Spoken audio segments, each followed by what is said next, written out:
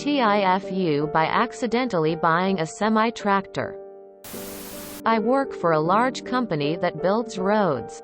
Due to this, we have many trucks. Everything from compact pickups to dump trucks to 18-wheelers. This is a story about the last category. So, as our trucks age, it's easier to buy new ones than to keep the old ones fixed. Some of the older trucks live in semi-retirement, pun fully intended, as yard vehicles, used for personal transportation around the plant or to pull trailers around. Once they're really worn out, we auction them off to employees. Each truck has its own number, and each auction has its own lot number. Because sometimes the trucks come with accessories.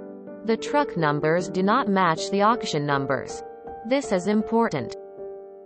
An old 3/4-ton diesel pickup was being auctioned off at the same time as several other vehicles, including a couple semi-tractors. You might ask why I want a worn-out pickup. And the answer is I'm a redneck. Plus the Cummins engine was still good, and can sell for up to $3,000 in my area. This truck's number was 206. Auctions are by silent bid. You put a sealed envelope into a collection box with the lot number, amount you're willing to pay, and your name. So something like, Jeep Saint Chaos bids $500 on lot number 206. Which is exactly what I put down. Any other time, it wouldn't have been an issue. Oh, he meant truck 206, which is lot number 36. We had sold a lot of trucks that year. Lot numbers were high. Guess what lot 206 was? Yup. A 1993 Kenworth. My boss pulled me aside a week later. Hey Jeep Saint Chaos. You won an auction. Go down to the shop and pay for it. Yay me. I got the pickup I wanted. No. Oh God, what have I done?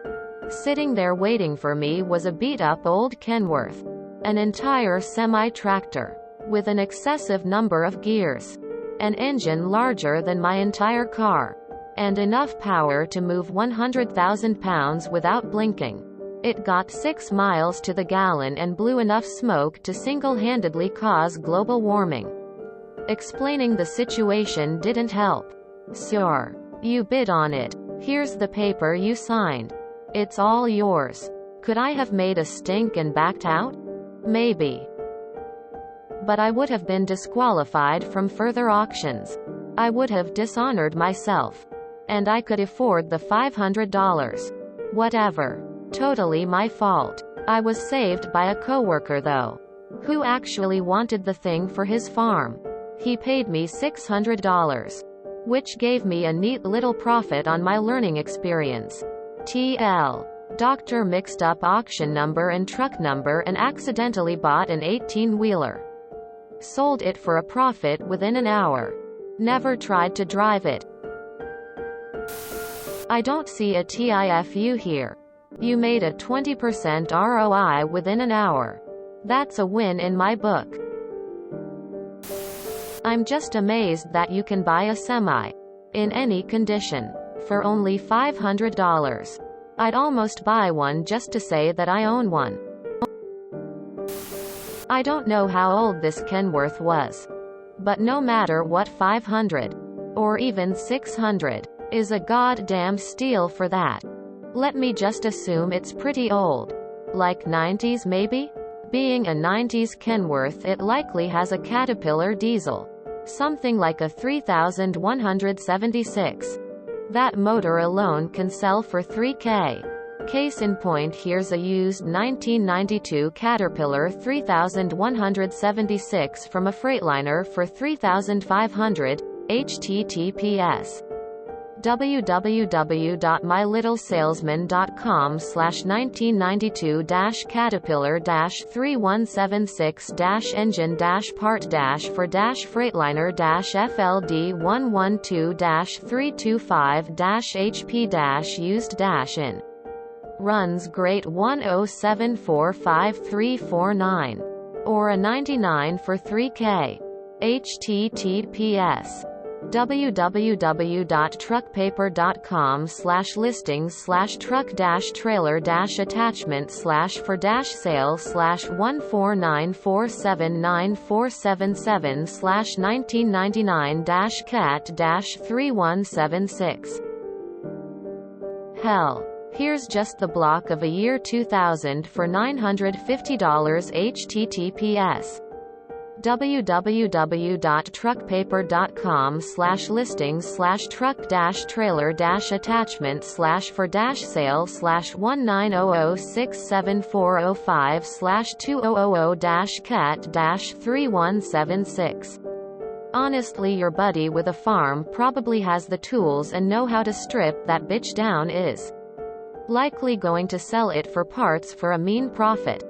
Edit. Sauce. I grew up in a 1985 Freightliner with a Caterpillar diesel with my truck driver father. Oh, the memories of sleeping across the two front seats with a cooler in the middle propping up my lower back.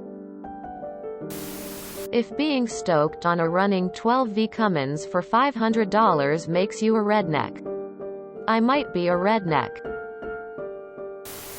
But actually, what's a 93 Kenworth worth? I would imagine much more than $500 in scrap value alone. You could have parted that out for some bucks.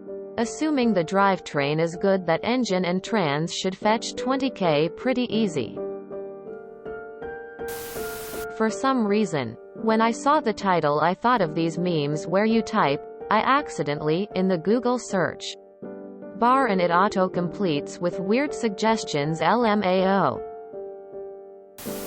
Even without a Class 1 license, it can be useful to learn how to drive one from someone who really knows how.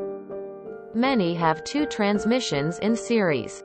A 5-speed and a wide-range 2-speed that is operated by a flapper switch just under the knob. You shift the first 5 gears just like a car.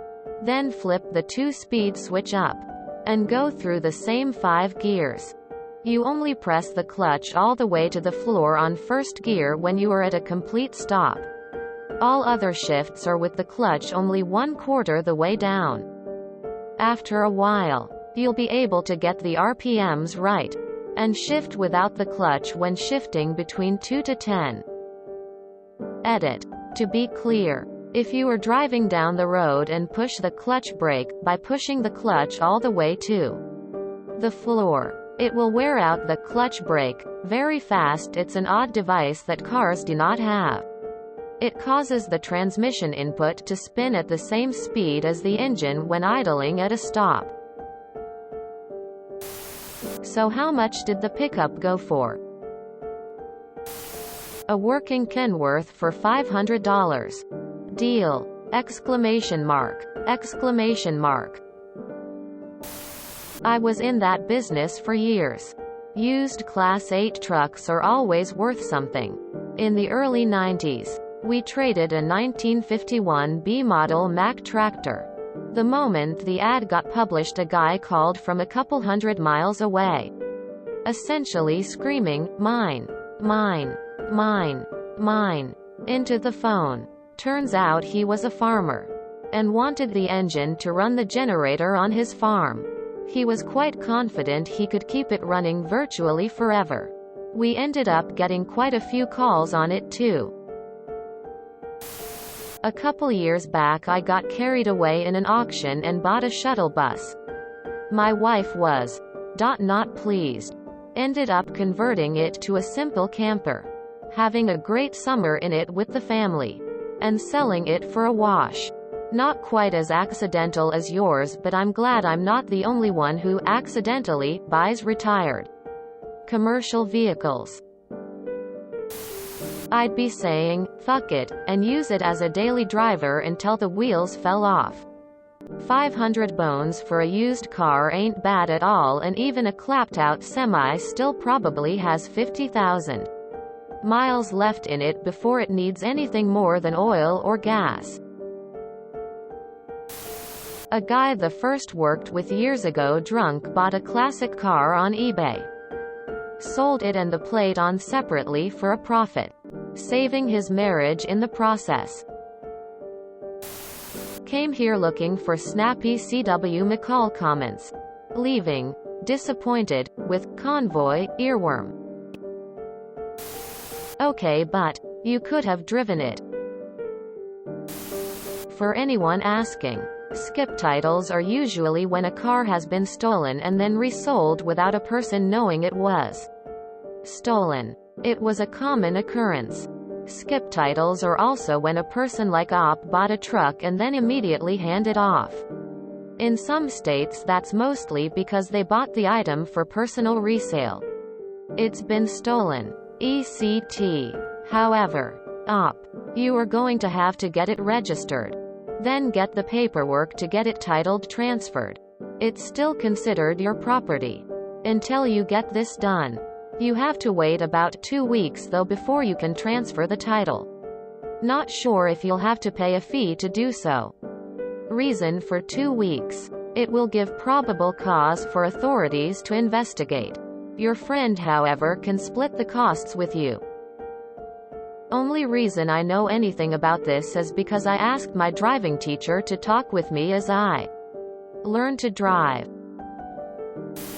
I'm amazed that you can buy an entire semi for $500. That's half the price of my damn smartphone.